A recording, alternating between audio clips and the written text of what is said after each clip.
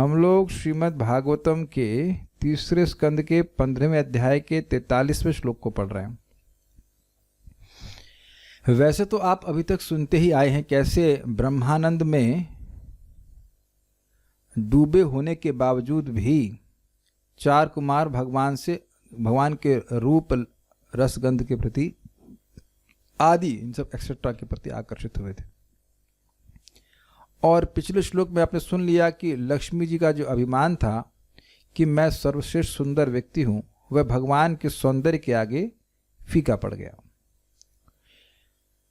अब यहां क्या कह रहे हैं देखिए, और भी कुछ बातें थी जो हमने कल पढ़ी थी। उसमें कहा था कि हाँ, कि उन भगवान ने वह सुंदर मूर्ति मह्यम अर्थात ब्रह्मा जी के लिए, भवस्य शिव जी के लिए, भवताम मतलब आप सब देवताओं के लिए और अन्य सभी लोगों के लिए प्रकट किए, भजनतम मतलब प्रकट करी है। और सुंदर मूर्ति को निरीक्ष्य उन मुनियों ने देखा, फिर भी आनंद के कारण उनकी दृष्टि विशेष रूप से तृप्त नहीं हुई और ऐसा करते हुए उन्होंने भगवान को प्रणाम किया। ओहो, अब बात समझ में आ रही है। देखिए, प्रणाम किए तो भगवान के चरणों के पास उनका मस्तक हुआ कि नहीं होगा।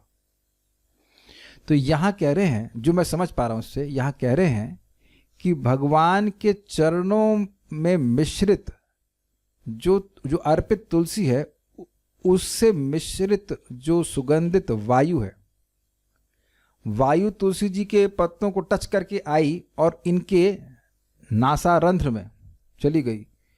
तो अब इनके चित्त में और इनके तनु अर्थात इनके शरीर में क्षोभ उत्पन्न हो गया, सम्यक क्षोभ उत्पन्न हो गया, विकार हो गया। कहेंगे इसमें कौन सी बड़ी बात है? तो कह रहे हैं कि देखिए, ये लोग अक्षर जुषामपि, अक्षर ब्रह्म जो ब्रह्मानंद है, जो कभी नष्ट नहीं होने वाला है, उसका स्वाद अनुभव करने वाले थे। अर्थात वे निरंतर नित्य निरंतर केवल ब्रह्मानंद की ही अनुभूति करते थे। ऐसे व्यक्तियों के भी चित्त में और उनके शरीरों में भगवान के चरणों में जो अर्पित तुलसी है, उसकी वायु ने सम्यक रूप से शोभ उत्पन्न कर दिया। बहुत ज्यादा बात बोल रहे हैं, बहुत ज्यादा बात बोल रहे हैं। देखिए, हम इसको एक थोड़ा सा अजीब से उदाहरण से समझाएंगे कि कोई व्यक्ति है, वह किसी स्त्री के रूप, रस यानी रूप आदि से वह प्रभावित हो सकता है, लेकिन अगर वह उसके शरीर को स्पर्श करने वाली वायु से प्रभावित हो जाए, तो अब तो वो बहुत ही अद्भुत स्त्री होगी कि भाई उससे वायु को स्पर्श करके आई, तो उस स्त्री ने नहीं, उससे स्पर्श करने वाली वायु अर्थात जो वायु उसके संपर्क में आई है, उसने सम्यक रूप से शुद्ध कर दिया किसी पुरुष को। कुछ समझ रहे हैं बात? बहुत ही अजीब सी बात बतानी पड़ रही है, लेकिन एक्सपीरियंस ऐसा देखा जाता है। कुछ वो क्या कहते हैं, सेंट लगा कहते हैं, लेकिन वो परफ्यूम उसके शरीर की गंध नहीं है। उसको टच करने वाली वायु लोगों के कुछ समय के लिए मन खींच लेती है, लेकिन भगवान, अब क्या बोलेंगे, हम एग्जाम्पल ऐसे देने पड़ते, थोड़ा सेट रखिए माइक को। लेकिन भगवान के चरणों में जो अर्पित तुलसी, वो दिव्य गंध आ रही, इतनी दिव्य गंध है, अद्भुत अद्भुत आध्यात्मिक गंध है कि उस गंध को जो उठाकर चलने वाली वायु है, वह वायु जब इनके नासा विवर में प्रवेश करती है, तो इनके मन में शोभ उत्पन्न हो जाता है। मन में शोभ का मतलब क्या है? हर्ष का अतिरेक मतलब अत्यधिक उनको हर्ष होता है। अत्यधिक हर्ष का मतलब क्या है? अरे भाई, जो पहले ही असीमित ब्रह्मानंद की अनुभूति कर रहा है, उसको भी आनंदित करने वाला है। कुछ कैच किया आपने? ये आश्चर्य है। जो पहले ही ब्रह्मानंद में डूबा हुआ है, जिस जगत की कुछ नहीं चाहिए, जो पहले ही पूरी तरह आनंद में डूबा है, उसको इतना आनंद में डुबो दिया कि उनका मन शुद्ध हो गया। शुद्ध मतलब खराब तरह से नहीं, मतलब अच्छी तरह से आकर्षित हो गया, डूब गया आनंद में। और तनु का मतलब हो गया इनके शरीर में, चित्त तनु शब्द है, तन उनके शरीर में रोमांच के विकार हो गए इस प्रकार से। तो श्लोक बहुत सुंदर है और ये सिद्धांत स्थापित करता है कि भगवान इतने सुंदर हैं कि जो आत्मरामी पुरुष हैं, जो ब्रह्मानंदी हैं, वह भी भगवान के प्रति आकर्षित होते हैं। इससे दिखाया गया है कि जो भगवान के भजन का आनंद है, वह ब्रह्मानंद से करोड़ों गुना अधिक ज्यादा है। करोड़ों भी मैंने शब्द कम बोल दिया। देखिए, इस सिद्धांत को इस श्लोक में जाने से पहले समझ लीजिए। जब जीव अपने को अनुभव करता है आत्मा के रूप में, तो उसे ब्रह्मानंद की अनुभूति होती है। लेकिन क्योंकि जीव अणु है, तो उसका आनंद वास्तविक रूप से असीमित नहीं हो पाएगा। लेकिन जब वह भगवान के भजन का सुख अनुभव करता है, तो भगवान कितने हैं? भगवान असीमित हैं। तो भगवान की सेवा का जो सुख है वो वास्तविक रूप से असीमित है। तो जीवात्मा के पास शक्ति है कि वह अणु है, लेकिन सुख वह असीमित भोग सकता है। तो इस प्रकार के असीमित सुख का अनुभव यहाँ 4 कुमारों ने किया। तो मेरे पीछे अब बोलिएगा, बहुत सुंदर श्लोक है। तस्यारविंद नयनस्य पदारविंद किंजल्कमिश्र तुलसी मकरंद वायुः। तस्यारविंद नयनस्य पदारविंद किंजल्कमिश्र तुलसी मकरंद वायुः। अंतर्गतः स्वविवरेण चकार तेषां संक्षोभ अक्षर जुषामपि चित्ततनवः। अंतर्गतः स्वविवरेण चकार तेषां संक्षोभमक्षर जुषामपि चित्ततन्वः। चिंत नहीं है, चित्ततन्वः। तस्यारविंद नयनस्य पदारविंद किंजल्कमिश्र तुलसी मकरंद वायुः। तस्यारविंद नयनस्य पदारविंद किंजल्कमिश्र तुलसी मकरंद वायुः। अंतर्गतः स्वविवरेण चकार तेषां संक्षोभमक्षर जुषामपि चित्ततन्वः। अंतर्गतः स्वविवरेण चकार तेषां संक्षोभमक्षर जुषामपि चित्ततन्वः। थोड़ा सा गेन कम कीजिए स्पीकर का, हल्का सा कम, बस। तस्यारविंद नयनस्य पदारविंद किंजल्कमिश्र तुलसी मकरंद वायुः। तस्यारविंद नयनस्य पदारविंद किंजल्कमिश्र तुलसी मकरंद वायुः। अंतर्गतः स्वविवरेण चकार तेषां संक्षोभमक्षर जुषामपि चित्ततन्वः। अंतर्गतः स्वविवरेण चकार तेषां संक्षोभमक्षर जुषामपि चित्ततन्वः। तस्यारविंद नयनस्य पदारविंद किंजल्कमिश्र तुलसी मकरंद वायुः। तस्यारविंद नयनस्य पदारविंद किंजल्कमिश्र तुलसी मकरंद वायुः। अंतर्गतः स्वविवरेण चकार तेषां संक्षोभमक्षर जुषामपि चित्ततन्वः। अंतर्गतः स्वविवरेण चकार तेषां संक्षोभमक्षर जुषामपि चित्ततन्वः। इस श्लोक को आप ध्यान रखना, जब भक्ति रसामृत सिंधु पढ़ेंगे तो वहां पे भी ये श्लोक कोट किया जाएगा। किस प्रकार से जो ब्रह्म की अनुभूति है, उससे किस प्रकार भगवान का भजन के सुख है वह श्रेष्ठ होता है। चैतन्य चरितामृत में भी इस बात को समझाया जाएगा। इसीलिए जब श्रीमद् भागवतम को पढ़ लेते हैं, उसके श्लोकों से परिचय होता है, तो चैतन्य चरितामृत, भक्ति रसामृत सिंधु ग्रंथ आदि पढ़ने में सुविधा होती है। जब भगवान के चरण कमलों के अंगूठों से तुलसी दल की सुगंध ले जाने वाली मंद वायु उन मुनियों के नथनों में प्रविष्ट हुई, तो उन्हें शरीर तथा मन दोनों में परिवर्तन का अनुभव हुआ। यद्यपि वे निर्विशेष ब्रह्मज्ञान के प्रति अनुरक्त थे। ये बात तो आप समझ ही गए होंगे कि मुनियों ने अत्यंत आनंद का अनुभव किया था, पिछले श्लोक से आप समझ रहे हैं, और वह भगवान को प्रणाम किए थे। तो प्रणाम किए तो भगवान के चरण के पास उनका मुख बेसिकली नासिका गई कि नहीं गई, तो अब उनको विशेष रूप से भगवान के चरणों के जो अर्पित तुलसी उसकी गंध वह अनुभव कर पा रहे हैं। अब देखिएगा, ये तो मोटा मोटा अर्थ था, आप जरा देखना अरवा से क्या क्या बातें आती हैं। अरविंद नयनस्य कमल नयन तस्य, उन भगवान के पदारविंद चरण कमल के किंजल्क मिश्र, किंजल्क मतलब होता है केसर। केसर क्या सीखा था आपने, बताइए? केसर था जो कमल का अंदर वाला भाग है, उसमें रेशे होते हैं। बहुत सुंदर शब्द है ये, बात ध्यान से सुनना आप। कमल के अंदर में रेशे होते हैं कि नहीं होते? पतले पतले, ठीक। अब अगर मेरे हाथ को देखें तो हाथ मान लीजिए पूरा कमल के जैसा है, और उंगलियां कैसी होंगी? रेशे जैसी हैं कि नहीं?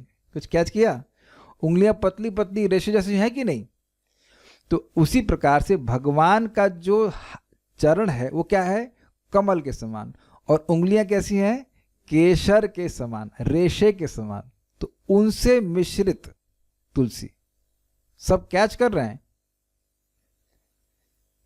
कुछ कैच कर रहे हैं कि नहीं कर रहे हैं? आप देखिए कि अगर आप अपने पैरों को देखिए, उंगलियों के बीच में इतना गैप नहीं होता है, बहुत कम गैप होता है। लाइक बहुत लोगों के तो पाँव के बीच में गैप बहुत कम होता है। पाँव से मतलब उंगलियों के बीच में, जो पाँव की उंगलियां होती हैं, तो उसमें भी तो जो कोई तुलसी है भगवान की, फंसाई जा सकती कि नहीं?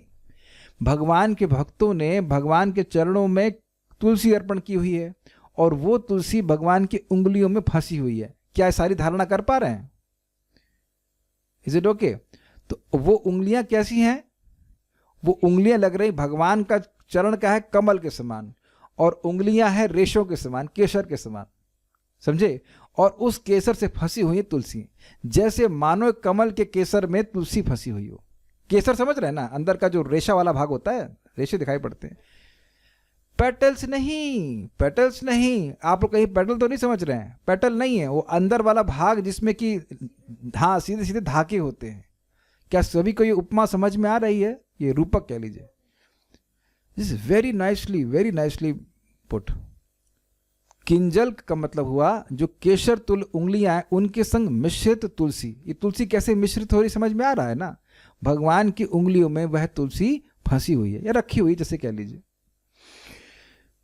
उसके मकरंद, मकरंद का मतलब सुगंध, सुगंधी। तो तुलसी की सुगंधी से वासित वायु ने, भगवान के चरण कमल है, चरण कमल पे इन लोगों ने प्रणाम किया, तो चरण कमल की जो उंगलियां हैं वो उस कमल के रेशे के समान है, केसर के समान है, इसे किंजल कहा गया है। और उस केसर से मिली हुई तुलसी, और उस तुलसी की सुगंध को, माने मकरंद को, वायु उठा के चल रही है। भाई कोई मुश्किल बात नहीं। आप चमेली के पेड़ के पास जाइए और हवा आ रही हो तो आप देखेंगे कि उसकी खुशबू आपके पास आती है। सिंपल है, कोई कॉम्प्लिकेटेड चीज़ नहीं है। वासना समझ रहे हैं ना? वासित होना। हवा जो है वह तुलसी की गंध से वासित हो गई है। क्लियर? ये हुआ। उसने स्वविवरेणा, खुद के विवर, छिद्र, तो ये दो छिद्र हमारे नाक के होते हैं, सभी के खुद के छिद्र होते हैं।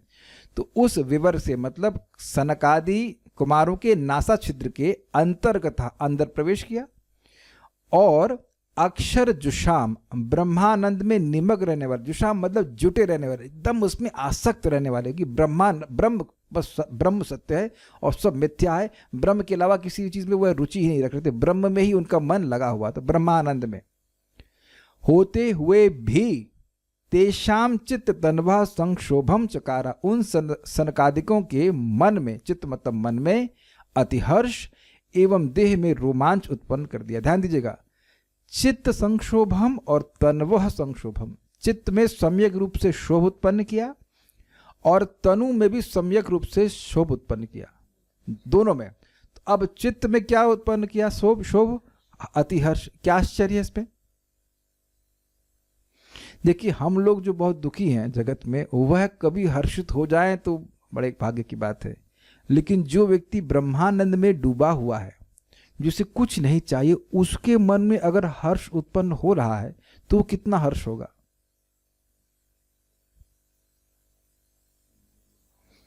अब इसको समझ लीजिएगा कि चैतन्य चरितामृत में कोट किया गया है, कल्याणपुर एक बार भेजे थे क्लास के समय में, भूल गया वो, लेकिन बोला है कि प्रहलाद महाराज ने बोला है कि भगवान हरि भक्ति शुद्धोदय से, कि भगवान आपकी भक्ति में जो सुख है वो एक सागर के समान है, और जो ये ब्रह्मानंद का सुख है वो एक जो बछड़ा है ना, बछड़े के गोवत्स पद कहा जाता है उसको, उसमें जो पानी जितना आ जाए बस उसके समान है। ऐसी तुलना करी है। तो देखिए, ये सब जान करके हमें क्या फायदा होगा? हम भगवान की भक्ति की ओर ही लगेंगे, ब्रह्मानंद पाने के चक्कर में नहीं पड़ेंगे। मेहनत तो जब बराबर मेहनत तो करनी है, तो मेहनत करनी तो क्यों ना भक्ति के सुख के बारे में। प्रयास किया जाए। फालतू का ब्रह्मानंद करने से क्या फायदा होगा। उससे भी श्रेष्ठ भगवान की भक्ति। इसी को भगवान ने भगवत गीता में इंगित किया है, ब्रह्म भूतः प्रसन्नात्मा न शोचति न कांक्षति समः सर्वेषु भूतेषु मद भक्ति लभते पराम भक्त्या माम अभिजानाति यावान यश्चस्मि तत्वतः ततो माम तत्वतो ज्ञात्वा विशुद्धि तदनंतरम। जो ब्रह्मभूत अवस्था को प्राप्त कर गया उसके बाद भी वह पराभक्ति को प्राप्त होता है, निर्गुणा भक्ति को प्राप्त होता है। जो निर्गुणा भक्ति का सुख है वह ब्रह्मानंद से भी श्रेष्ठ यहाँ पे स्थापित हुआ। श्लोक देख लेते हैं।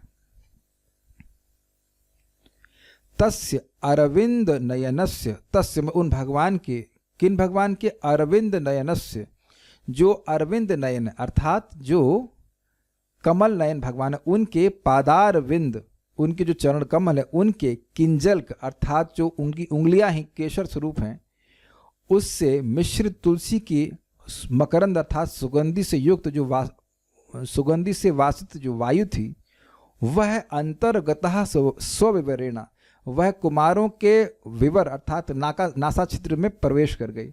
ये इधर रिकॉर्डिंग हो रहा है इसमें और चार्ज भी है, चार्ज ठीक है। तेषाम चकारा, और उनमें कर दिया, क्या कर दिया, संक्षोभ उत्पन्न कर दिया।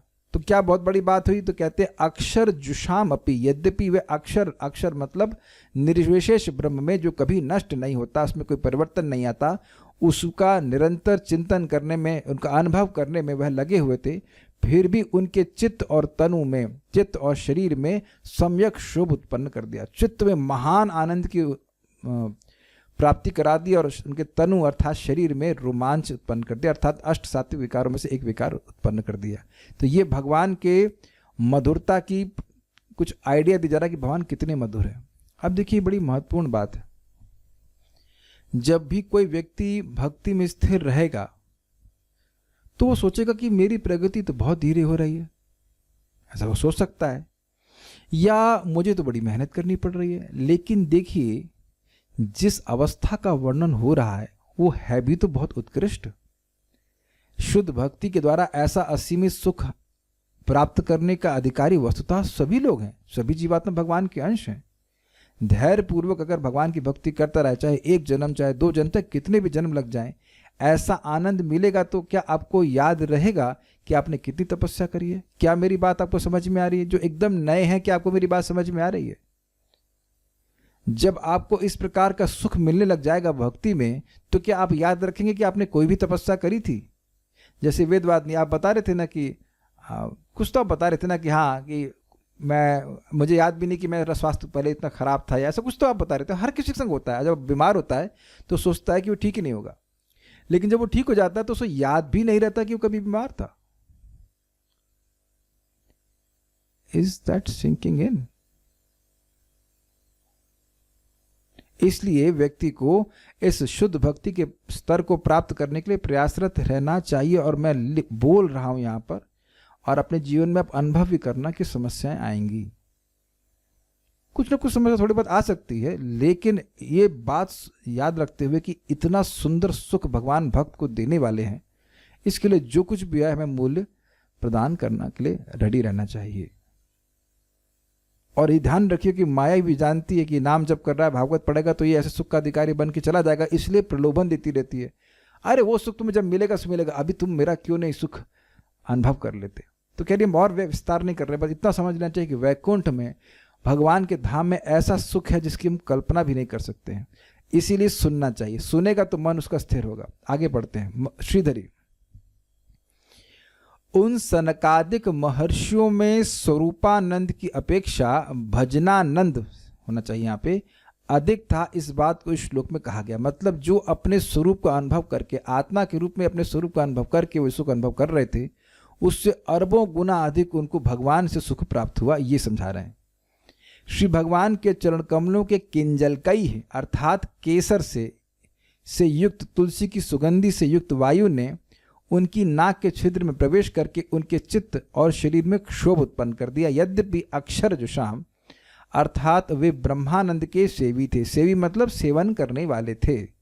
संक्षोभम अर्थात चित्त में अतिहर्ष एवं शरीर में रोमांच उत्पन्न करते। देखिए यहाँ तो भी ऐसा प्रतीत हो रहा है कि भगवान के बारे में कुछ खास सुने भी नहीं है, बहुत भक्ति संपादित की हो ऐसा कुछ भी नहीं है, लेकिन केवल भगवान की जो अर्पित तुलसी से उसके संपर्क से ऐसा हो गया। क्षमा कीजिएगा, तुलसी नहीं, तुलसी को संपर्क करने वायु के संपर्क से ऐसा हो गया।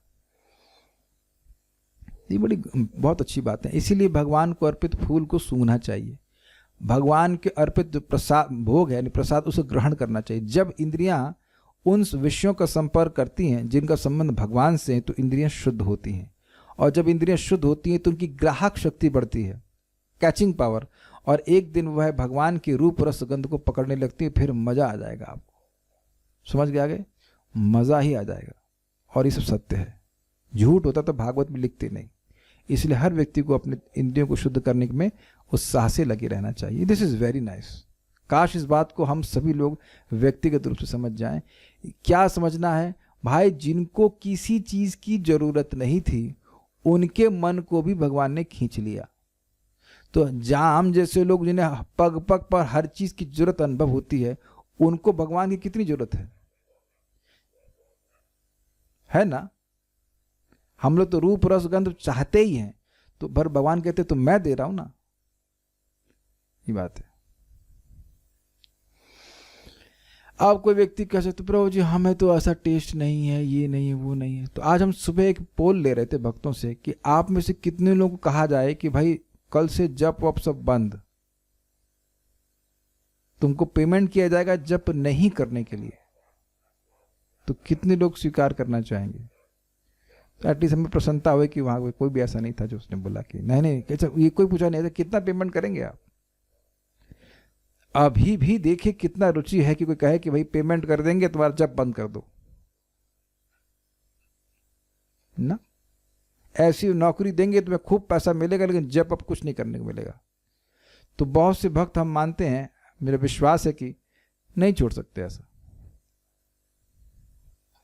So just see how much attached already devotees are. भक्त अभी भी कितने आसक्त हैं। तो सोचिए आगे जब निष्ठा और रुचि और आसक्तिया के स्तर और फिर भाव प्रेम की प्राप्ति होगी तो कितना सुख मिलेगा।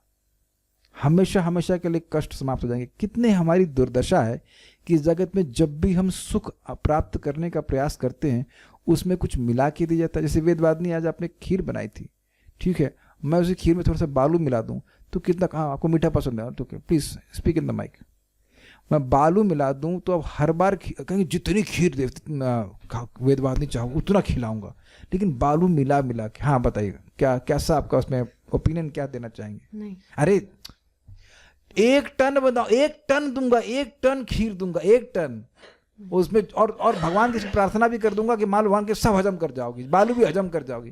तब नहीं, तो अब बताइए कि यहाँ पे है ना खूब घी पका मतलब अच्छे से दिया जाए, लेकिन उसमें कुछ बालू मिली रहे तो व्यक्ति बिल्कुल 1 चम्मच भी नहीं खाना चाहता है कि नहीं? कभी कभी हो जाता है वो रोटी में क्या वो आटा में मतलब कंकड़ आ जाता है, कोई कसेलापन आ जाता है, कसेला नहीं आटा वो कचरा आ जाता है, रोटी खाने का मन नहीं करता।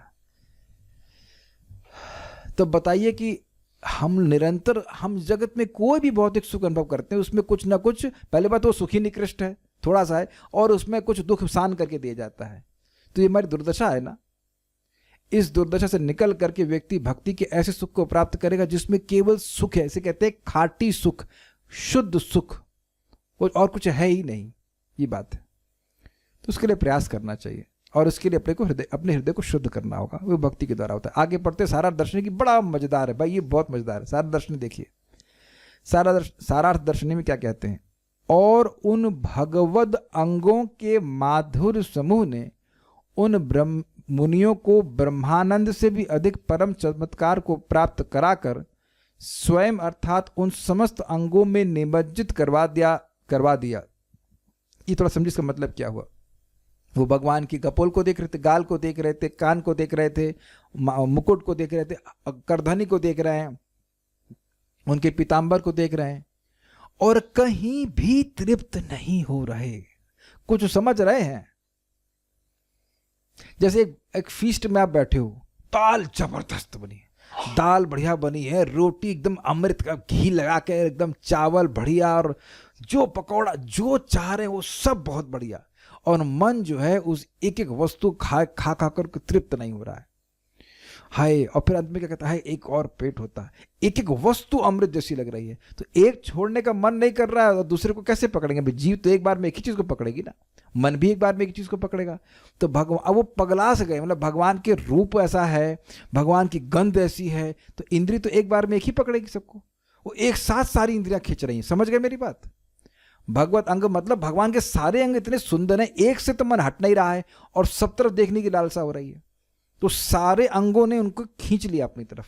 अब कह रहे हैं इससे अधिक और क्या कहा जा सकता है कि जोड़ दीजिए कि उन भगवान के एक अंग से संबंधित वस्तु अर्थात सुगंधित वायु ने भी उन मुनियों को उनकी अपनी अपनी निष्ठा का त्याग कराकर विशुद्ध करके उन मुनियों पर विजय लाभ प्राप्त किया। ये इस बात को श्लोक से कहा गया है, तस्य इस श्लोक से कहा गया है। अब क्या मतलब है, क्या कहना चाहते हैं, ये बड़ा मजेदार है। कह रहे हैं भाई देखिए, वो एक एक अंग उनके मन को जीता हुआ है, ये तो बहुत बड़ी बात है, ये तो बहुत मतलब अलग बात है। कैमुत लगाए उनका एक अंग, उनका चरण, उस चरण से संबंधित वायु, उस वायु से ही उनकी ब्रह्मनिष्ठा भंग हो गई। और कह रहे हैं अपनी अपनी, मतलब हो सकता है कि एक भाई की रहती और दूसरे भाई की नहीं रहती, एक भाई ब्रह्मानंद में लीन नहीं रहता और दूसरा भगवान की तरफ खिंच जाता, लेकिन नहीं, चारों के जो ब्रह्मानंद की समाधि थी वो टूट गई और वो भगवान की तरफ आकृष्ट हो गए। कुछ समझे बात को? बड़ी जबरदस्त बात है, एक साथ। अब आप विचार कीजिए, आज तक आप किसी भी व्यक्ति के चरणों से आकृष्ट हुए कि पगला गए हों? Please raise hands. कि चरण देख करके इतना पगला जाए, अरे तुम्हारे पाँव बहुत अच्छे हैं, ये हैं फलान ढिमकाना। ऐसा कोई भी लड़का, मैं समझता हूँ किसी भी लड़की को नहीं बोला होगा। किसी भाई चेहरा देख के भले पगला गए हों, लेकिन चरण देख के कोई पगलाया है आज तक? बताओ, किसी हीरोइन का चरण दिखाया गया हो? कोई व्यक्ति, क्या आज तक मुझे नहीं लगता कि कोई भी व्यक्ति किसी हीरोइन का चरण का फोटो अपने घर पे लगा दिया हो, है ना? ऐसा नहीं। और ऐसा तो बिल्कुल नहीं हो सकता है कि उसके चरण से जो वायु बह रही उससे कोई पगलाया हो। अरे पूरे शरीर से ही कोई छू के वायु जाएगी तो कौन सा शरीर बड़ा अच्छा है? अग्रीड। तो अब ये देखिए, भगवान का तो खैर सारे अंग एक ही जैसे हैं, लेकिन भगवान का अंग में चरण से संपर्क जो वायु है, उसमें तुलसी की संपर्क है, वह उनको उड़ा दे रही है। ध्यान दीजिएगा, एक और इंटरेस्टिंग बात है कि तुलसी जो चरण के संपर्क में आई है, उस तुलसी की गंध से उड़ गए वो। यानी कि जिस वस्तु का संपर्क भगवान के अंग से हुआ, सुनाई पड़ रहा है, जिस वस्तु का संपर्क भगवान के अंग से हुआ, उसकी गंध से उनका ब्रह्मानंद के प्रति आसक्ति समाप्त हो गई। अब आप विचार कीजिए, अगर ब्रह्मानंद का जो सुख है वह माया के सुख से श्रेष्ठ नहीं होता, तो क्या वह भौतिक सुख को त्यागे हुए होते? Got it? यानी कि जो ब्रह्मानंद का आकर्षण है वह माया के आकर्षण से श्रेष्ठ है, ये समझते हैं, बिल्कुल स्पष्ट है। कैच किया आपने? यानी कि एक अगर ऐसे देखिए कि ब्रह्मानंद के आकर्षण ने मुनियों को पकड़ा हुआ था और उसकी पकड़ माया की पकड़ से स्ट्रांग है। कुछ समझ रहे हैं बात? और उसकी पकड़ को ढीला कर दिया भगवान के चरणों में अर्पित तुलसी की गंध ने, तो जो माया में पड़े हैं उनको तो मुक्त कर ही देंगे। क्या मुझे तो समझे आप? माया की पकड़, माया का जो सुख है, भाई माया में क्यों आ सकते हैं? कोई थोड़ा बहुत सुख मिल रहा है, तो माया का सुख तो बहुत थोड़ा सा है और ब्रह्मानंद का सुख बहुत अधिक है, तो जो उस बहुत अधिक सुख की में आसक्त है, उसकी आसक्ति अधिक होगी ना। अग्रीड? तो उसकी आसक्ति को जब काट दिया भगवान की तुलसी ने, तुलसी से संबंधित वायु ने, तो हम लोगों की आसक्ति को क्यों नहीं काट देंगे? शायद आप मेरी बात समझ पाए। कुछ कैच कर रहे होंगे आप। Is it okay? ऐसा समझिए कि मान लीजिए कोई अच्छा पकौड़ा खा रहा है और एक आदमी खा रहा है सूखा चावल, तो अब कोई व्यक्ति ऐसी उत्कृष्ट वस्तु दे कि वो सुंदर पकौड़े को छोड़ दे, तो जो सूखा चावल खा रहा है वो नहीं छोड़ देगा वो। अब तो समझ में, इससे अच्छा उदाहरण तो हमको नहीं समझ में आ रहा है, उम्मीद है कि आप समझ गए होंगे। नहीं समझ पा रहे हैं? कहने का मतलब यह है कि भगवान के एक अंग से संबंधित वस्तु, भगवान के अंग ने नहीं, जो वस्तु भगवान के अंग के स्पर्श करके आई है उससे वायु ने स्पर्श किया है और उस वायु ने उनके ब्रह्मानंद की आसक्ति को काट दिया। Is it not brilliant? भगवान की अद्भुत शक्ति। इसीलिए मैं फिर रिपीट कर रहा हूं कि भगवान को फूल अर्पण करना चाहिए, जल अर्पण करना चाहिए और उसको ग्रहण करना चाहिए। हमारी जो भी आसक्ति है वह सब काटेंगी वस्तु है। धैर्यपूर्वक करते रहना चाहिए। ठीक है? अच्छा, तस्य अर्थात वही कमल नेत्र भगवान श्री नारायण के, तस्य मतलब जिनका वर्णन अब तक हो रहा है, उन्हीं का बारे में बात हो रही। उन्हीं के पदार विंद किंजल मिश्र तुलसी मकरंद वायु, पद कमलों के केसर मिश्रित तुलसी की सुगंधि से युक्त मकरंद वायु। उम्मीद है कि आप इसको प्रोसेस कर रहे होंगे। केसर का मतलब क्या है? केसर का मतलब वो जो उनकी भगवान की उंगलियां हैं उन्हीं की तुलना केसर से की जा रही है, ये बात बोल रहे हैं। उन चरण कमलों का जो केसर था, अर्थात उन चरण कमलों की जो उंगलियां थी, अर्थात केसर के समान श्वेत एवं अरुण प्रभायुक्त उंगलियां थी। आपके पास यहाँ केसर है? एग्जैक्टली पता है कि कहाँ है? तुरंत लेके आएंगे क्या? और अगर जल्दी से लेके आएंगे तो समझा पाऊंगा भक्तों को। आप जानते हैं कि हमारे जो उंगलियां हैं उसमें कुछ भाग सफ़ेद होता है और कुछ भाग लाल होता है। हाँ, okay, thank you so much, आप बहुत जल्दी लेके आए, दैट्स गुड। पता नहीं कितने लोगों को देखेगा, लेकिन ये अगर आप देख पाएँ, बहुत, I mean this is very near, ये देख पा रहे हैं, ये देख रहे हैं पतले पतले रेशे जैसे, और ये लाल लाल हैं। आपने अभी दिखा दिया, आप समझ गए होंगे, रख लीजिए। तो एक बात और भी पकड़ में आ रही है। अभी जैसे मैंने हाथ में लिया तो इनमें भी सुगंध है। इतना सुगंध देख रहे हैं, बस खोलने मात्र से सुगंध आ रहा है। अब देखिए, अभी प्रैक्टिकल बहुत बढ़िया चीज़ क्लास में आप लोगों को तो नहीं आई होगी। मेरे हाथ में बस मैंने 1 सेकंड 2 सेकंड के लिए पकड़ा है, तो उससे मैं अभी अपने हाथ के संपर्क में नहीं हूं, लेकिन मेरी नाक में इसकी सुगंध आ गई। कैसे आई? वायु इससे वासित हुई, आ गई। कैच किया आपने? तो अब हो क्या रहा है कि भगवान की उंगलियां कैसी हैं? केसर जैसी हैं, न सिर्फ शेप वाइज अपितु सुगंध भी है उसमें। हम ये समझ सकते हैं।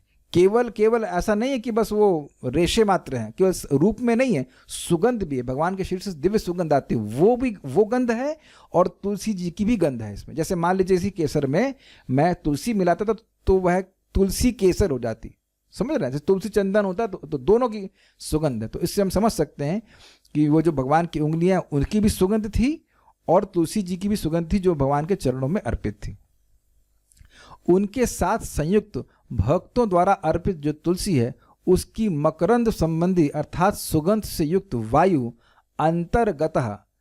अंतर्गत मतलब अंदर जाकर वह मानव मुनियों के अंतःकरण में अपना अधिकार स्थापित करने के लिए प्रविष्ट हो गई। ये बड़ी मजेदार बात है। अंतर्गतः मतलब अंदर गई, और अंतर्गतः मतलब अंतरकरणः गतः। कैच किया आपने? एक सिंपल सा अर्थ है। जैसे अभी देखिए, सैफरॉन का खुशबू मेरे नाक में गई तो केवल नाक में ही गई कि मन में भी गई? जब आप लोग कुछ सुगंध लेते हैं तो केवल नाक से ही अंदर लेते हैं, बस नाक तक ही सीमित रहता है, या उसकी सुगंध से मन में भी कुछ होता है? मन में, तो वह सुगंध मन में भी गई कि केवल नाक में ही गई? मन में प्रसन्नता हुई कि नहीं? तो कह रहे हैं कि अंतर्गतः मतलब मानो कि वह उनके अंतःकरण में प्रवेश कर गई। एक अंतर्गता का स्पष्ट अर्थ है कि भाई नाक के अंदर गई, लेकिन अंतर्गता मतलब नाक के अंदर तो गई, लेकिन उनके अंतःकरणगतः, अंतःकरण में जाकर उनके अंतःकरण को जीत ले वाली हो गई। Is it okay? Is it understandable? Is it relatable? हमको तो बड़ा अच्छा लगा था अर्थ। अब बहुत ही मजेदार है, फिर विनोद आया। देखिए, कह रहे यदि कहा जाए, देखिए आज्ञा के बिना सनकादि की तरह सहसा किसी अन्य के अंतःपुर में प्रवेश करना अनुचित है। समझे? कह रहे हैं जैसे ये 4 कुमार बिना किसी से पूछे वैकुंठ में प्रवेश कर गए, तो ये जो वायु थी इसको कौन अधिकार दिया कि उनके अंतःकरण में प्रवेश कर जाए? हमको बहुत मजेदार लगा। समझे आप? चक्रवर्ती बात समझ गए ना? विनोद वैध बात नहीं समझिए आप? कह रहे हैं कि वायु ने किसको अधिकार दिया कि उनकी नाक में प्रवेश करेंगे? तो कह रहे हैं भाई ये जैसे 4 कुमार कोई किसी को पूछे थे, जब वो वैकुंठ में प्रवेश कर गए, जैसे 4 कुमार वैकुंठ में प्रवेश कर गए बिना किसी से पूछे, उसी प्रकार ये वायु को कौन अधिकार दिया था कि इनकी नाक में प्रवेश कर जाए? और मन भी एक प्रकार की पुरी है, मन राजा है और इंद्रियां उसके सारे सेवक आदि हैं, तो वह उस राजा के ऊपर अधिकार जमाने के लिए कैसे चले गए बिना पूछे? अब क्या कहते हैं? स्वविवरेणा, इसका युक्तिपूर्ण उत्तर दिया गया। स्वविवरेणा अर्थात नासिका के छिद्र पथ से नासिका का छिद्र तो वायु के प्रवेश का ही मार्ग है। स्वविवरण मतलब जो मुनियों के खुद के नाक के छिद्र थे उसके द्वारा प्रवेश किया, ये एक अर्थ है। लेकिन कह रहे हैं नासिका का छिद्र तो वायु के प्रवेश का ही मार्ग है ना, उसमें प्रवेश करने के लिए किसकी आज्ञा लेनी होगी, ये भाव है। समझे बात? हमारा जो नाक है उसके छिद्र किसके छिद्र हैं? हमारे छिद्र हैं, लेकिन वो किसके लिए हैं?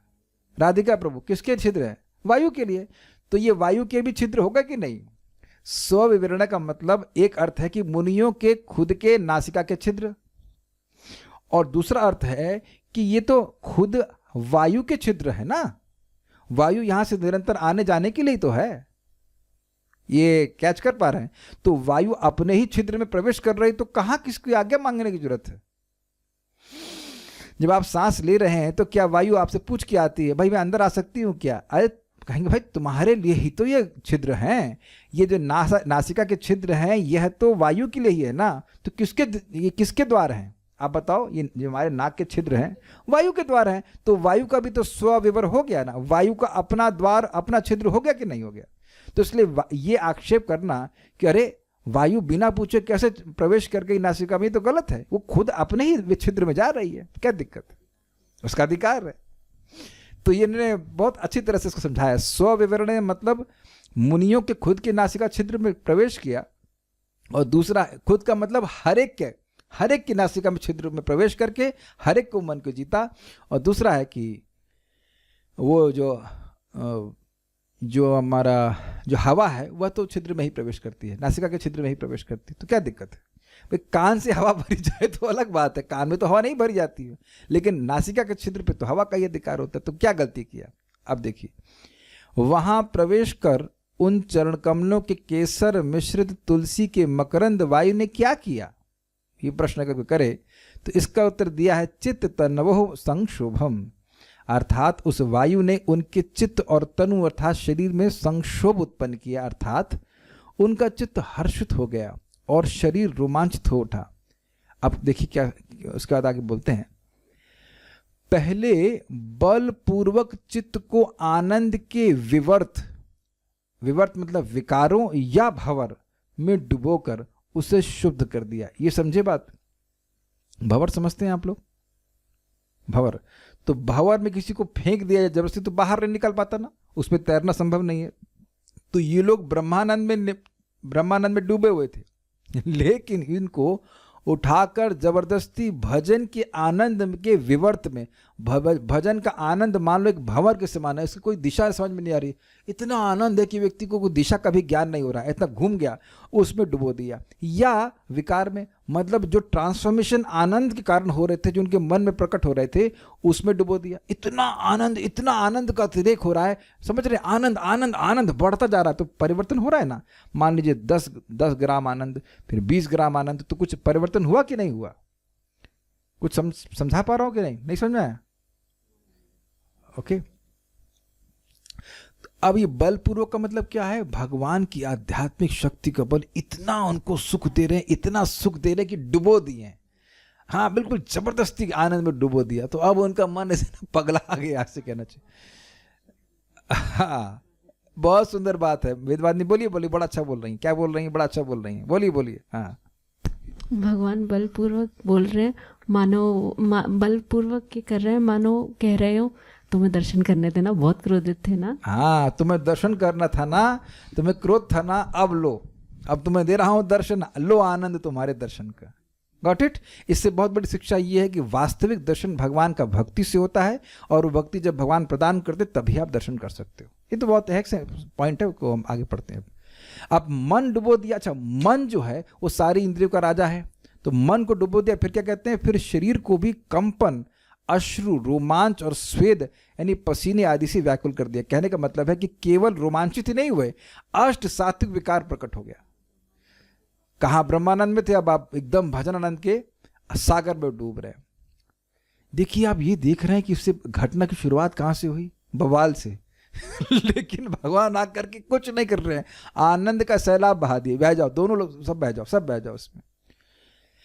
अच्छा ये सोचिए कि क्या इन लोग को तो ये आनंद अभी मिल रहा है, और पार्षदों को तो अनादिकाल से मिल रहा है, और आप लोग भी बहुत जल्दी मिलने वाला है। बस वैकुंठ पहुंच जाओ, बहुत दूर नहीं है। भजन करते रहो, भजन करते रहो, भगवान के पास पहुंच जाएंगे। जैसे इस संसार में, अब सुनिए बहुत मजेदार, जैसे इस संसार में अन्य व्यक्ति भी किसी दूसरे देश पर अधिकार प्राप्त करने की इच्छा से पहले उस देश के प्रमुख को बंदी बनाकर लूटने के द्वारा उसे शुद्ध कर देता है, फिर उस देश को भी अपने सैनिकों द्वारा वश में कर लेता है। ये समझे? देखिए, मन सारी इंद्रियों का राजा है, बेसिकली मन ही पूरे शरीर को कंट्रोल कर रहा है, ठीक है।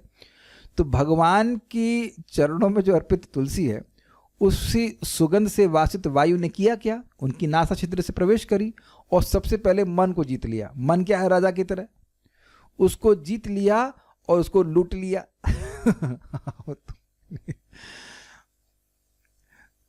उसको लूट लिया। लूट लिया का मतलब उनका मन लगा, उनकी उस मन की संपत्ति क्या थी? ब्रह्मानंद।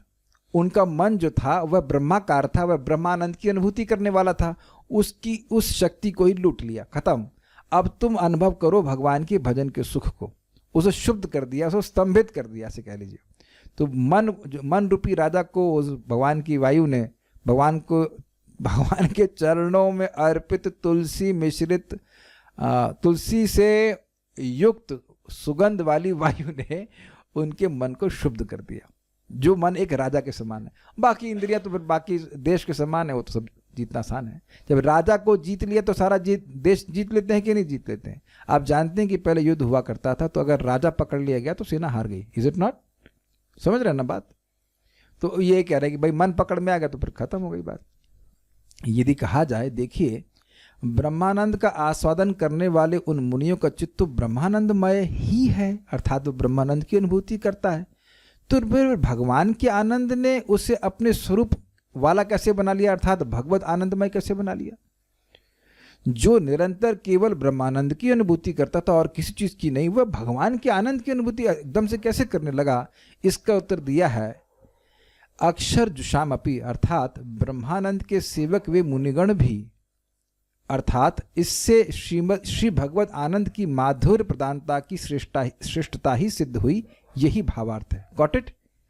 कि भगवान की आनंद इतना अधिक था कि यद्यपि वे ब्रह्मानंद के में सेवा में ही लगे हुए थे, मतलब उसी भी सेवन करते रहते थे, उसी में आसक्त थे, लेकिन वह भी भगवान के आनंद के कारण तिरोहित हो गया। भगवान के आनंद से वह आकर्षित हो गया। एक बात बहुत बड़ा सिद्धांत सीखने को मिल रहा है, हम लोग माया को नहीं छोड़ सकते हैं, हम केवल कृष्ण को पकड़ सकते हैं। Is it sinking in? बहुत सुंदर एग्जाम्पल परम पूज्य वृंदावन चंद्र महाराज ने समझाया। उन्होंने कहा, देखिए, एक लड़की निरंतर अपनी माँ के संग ही रहती है, उसी संग दोस्ती रहती है, खाती पीती रहती, सब कुछ करती है, प्राय एक सेकंड के लिए भी छोड़ती नहीं है। लेकिन जब वही लड़की की शादी हो जाती है तो अपने पति से प्रेम मिलने के कारण वह अपनी माँ को सहज रूप से भूल जाती मतलब वैसा प्रेम नहीं रहता है, वो अपने पति के संग रहना चाहती है। तो जीव अब पूरे अनादि काल से इस भौतिक प्रकृति में ही पला है, बड़ा है, 24 घंटे इसी के बारे में सोचता रहता है ना? लेकिन जब उसे वह भगवान की भक्ति करता है और भगवान की भक्ति से सुख प्राप्त होने लगता है तो सहज ही माया को भूलता है। जैसे इस समय प्रैक्टिकल देखिए, क्या इस समय हमें कुछ माया के बारे में सोच रहे हैं? हम यही सोच रहे हैं कि श्लोक कितना सुंदर है। तो आप श्लोक के सौंदर्य से, श्लोक की मधुरता से आकर्षित हो, इसलिए भौतिक विषय को छोड़ पा रहे हो। ये सिद्धांत अपने को सीखना पड़ेगा कि भगवान की भक्ति करना चाहिए और दूसरों को भी सिखाना चाहिए। माया को क्या छोड़ेगा? भगवान की भक्ति कराना सीखो। भगवान की भक्ति करते करते भगवान की भक्ति स्वयं ही शुद्ध करती है और भगवान की भक्ति का सुख उसे प्रदान करती है, तो व्यक्ति अपने आप माया को छोड़ता है। ये बात सिद्धांत अपने को सीखना होगा। एक और टीका है क्रम संदर्भ। उनके चरण कमलों के पराग से मिश्रित तुलसी का स्पष्टीकरण किया जाना चाहिए। है क्या तुलसी? उनके चरण पर कमलों और तुलसी की एक माला स्थित थी। ये एक अलग अंडरस्टैंडिंग दे रहे कि कमल भी थे और तुलसी भी थी, एक माला अर्पित की हुई थी। भगवान के अंग रूपांग उपकरण जो उन्हीं का भाग हैं, कुमारों को आनंद प्रदान कर रहे हैं। भगवान के अंग तो कर ही रहे हैं और उनके अंग पर जो चढ़ाई गई वस्तु है वह भी उनको आनंद प्रदान कर रही हैं। यहाँ तक कि भगवान से संबंधित वस्तुओं से संबंधित वायु ने भी उन्हें हर्षित कर दिया। तो इसलिए भगवान की तदीय वस्तु को सेवन करना चाहिए। इतना बात कहते हैं। तात्पर्य, इस श्लोक से ऐसा प्रतीत होता है कि चारों कुमार निर्विशेषवादी अथवा एकेश्वर वाद दर्शन के समर्थक थे और भगवान से तदाकार होने की सोच रहे थे। तो किसी ने मुझसे पूछा था कि भाई ये 4 कुमार भक्त हैं कि ब्रह्मवादी हैं। देखिए, भगवान से मिलने से पहले तक क्या है? ब्रह्मवादी। और भगवान से मिलने के बाद क्या होगा? भगवान के भक्त। इतनी सी अंडरस्टैंडिंग है, सिंपल। किंतु जो ही उन्होंने भगवान के स्वरूप को देखा, उनके मन परिवर्तित हो गए। दूसरे शब्दों में, जो निर्विशेषवादी भगवान से तदाकार होने के प्रयास में दिव्य आनंद का अनुभव करता है, वे भगवान के सुंदर दिव्य स्वरूप को देखते ही परास्त हो जाता है। भगवान के चरण कमलों की सुगंध ने जो वायु द्वारा ले जाई गई थी और जो तुलसी की सुगंधी से मिश्रित थी, उनके मन को बदल डाला। लेकिन ऐसा कभी नहीं हुआ है कि भगवान के सुंदर स्वरूप के प्रति कोई आकृष्ट हो और वह ब्रह्मानंद की तरफ आकृष्ट हो जाए। Got it? क्योंकि भगवान की भक्ति का सुख अनंत है। उन्होंने परमेश्वर से एकाकार होने के बजाय भक्त बनना श्रेष्ठतर समझा। भगवान के चरण कमलों का सेवक बनना भगवान से तदाकार होने से श्रेष्ठतर है। इसको थोड़ा समझ लीजिए। देखिए, जीव का स्वरूप क्या है? जीव का स्वरूप है सेवक का। तो जब हमारी इंद्रियां होंगी, जब हमारे सेव्य भगवान होंगे, तब ना आप सेवा करोगे। तो ब्रह्म में क्या है? क्या वहां पे सेव्य भगवान है? नहीं है, केवल आप हैं वहां। बस हैं। न किसी की सेवा स्वीकार कर सकते हैं, न किसी की सेवा कर सकते हैं। तो जो सेवा का सुख है वह मिल ही नहीं सकता। ये सबको समझ में आ गया? तो उसी प्रकार, इसीलिए वहां भौतिक जगत दुख नहीं है, इंद्रिय तृप्ति से जो दुख मिलता है वो सब नहीं है। लेकिन जो भगवान की सेवा का पॉजिटिव सुख है वह भी प्राप्त नहीं होता। तो आनंद जीव को तभी मिलता है वास्तविक रूप से जब वो भगवान की सेवा करता है। इसीलिए कह रहे हैं कि भगवान के चरण कमलों के सेवक बनना भगवान से तदाकार होने से श्रेष्ठतर है। एक और बात महाराज समझाते हैं कि कोई पिता है और उसका बच्चा बोले कि मैं बहुत दुखी हूँ, मैं आप में लीन होना चाहता हूँ। तो क्या ये क्या है? भाई तुम दुखी हो तो मेरे पास रहो, मेरी सेवा करके सुखी हो जाओ।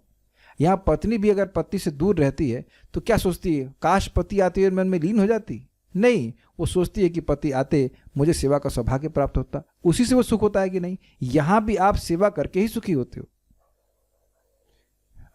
मुझसे एक भक्त मिलने आए तो मेरे लिए बहुत सुंदर लड्डू प्रसाद लाए। तो वो लड्डू मुझ में लीन करने आए थे, खुद लीन होने नहीं आए थे। मैं लड्डू खाऊं, है कि नहीं? तो मैं खाऊंगा तो लड्डू मुझ में जरूर लीन हो जाएगा, लेकिन वह प्रभु जी तो लीन नहीं हो गए ना। मुझे पूछे कि प्रभु जी कैसा बनेगा? बहुत अच्छा बना। वाकई बहुत अच्छा बना था। मैंने बहुत अच्छा मतलब, हमने कहा अच्छा था क्योंकि मैं एक ही दिन में खा गया सारे। Is it not? सो मैंने कहा और भेजो। अगर वो प्रभु जी मुझ में लीन हो जाते तो लड्डू की सप्लाई बंद हो जाती ना। Is it not?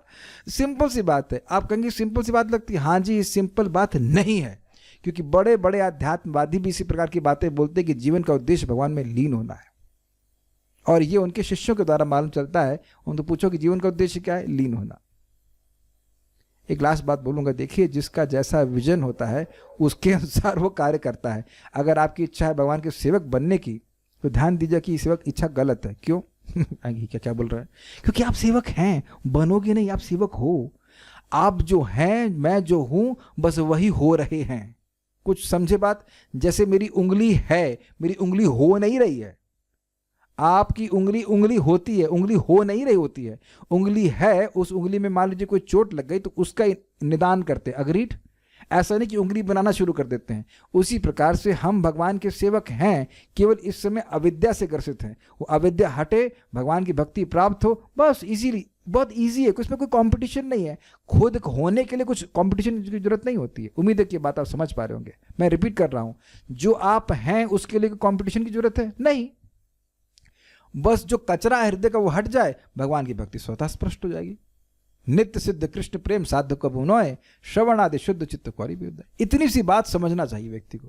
और बाकी हम जो कुछ भी होना चाहते हैं, इंजीनियर बनना चाहते हैं, डॉक्टर बनना चाहते हैं, वो हम नहीं है, इसलिए प्रयास करना पड़ता है फालतू के। मन भौतिक है, वो कैसे भगवान के चरणों में लग सकता है? सब अच्छा, ये बताइए कि मेरी बात नहीं, प्रश्न सुनिए आप। मन भौतिक है, वो कैसे भगवान के चरणों में लग सकता है? ये प्रश्न किसके बारे में? माइक बताइए, ये प्रश्न किसके बारे में है? हमारे बारे में। फिर आप में से क्या लोग क्या कहना चाहेंगे? ये प्रश्न किसके बारे में? मन भौतिक है, वो कैसे भगवान के चरणों में लग सकता है? नहीं, ये प्रश्न है किसके बारे में? भगवान के बारे में। 4 कुमारों के बारे में नहीं, भगवान के बारे में। तो आपका मन भगवान में लगा तब ना भगवान के बारे में प्रश्न किए।